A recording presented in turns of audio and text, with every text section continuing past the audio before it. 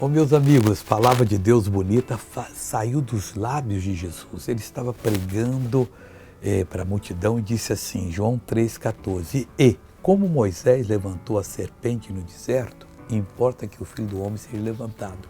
O que é isso? O povo estava morrendo como se fosse um mosquito, caía morto um lado para o outro.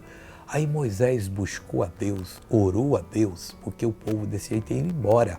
E Deus então mandou ele fazer uma serpente de metal e pendurar numa haste. E todo aquele que olhasse para a serpente não morreria, mesmo sendo mordido pela serpente venenosa, que é a causa da morte deles.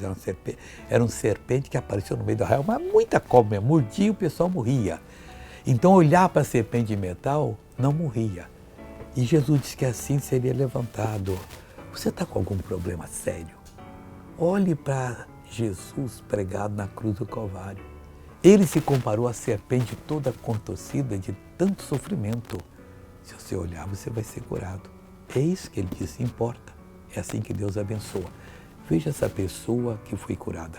Ontem fui ao hospital e tomei 3 injeções, porque sofro de bursite e tendinite.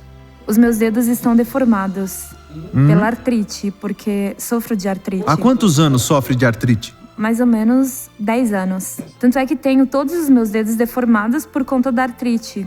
Agora está livre. Sim, os dedos já não estão doendo mais. E não vai doer nunca mais. Mas graças Jesus a Deus, expulsou. posso abrir e Expulsou fechar a o demônio mão. da Obrigada, artrite. Jesus. Agora eu voltei para orar com você. Pai, em nome de Jesus. Deus, eu entro em oração em favor dessa pessoa que está passando por uma luta muito grande. São muitos os problemas. E eu uno a minha fé com a fé dessa pessoa, expulso esse mal e digo, saia, não permaneça de modo algum, em nome de Jesus.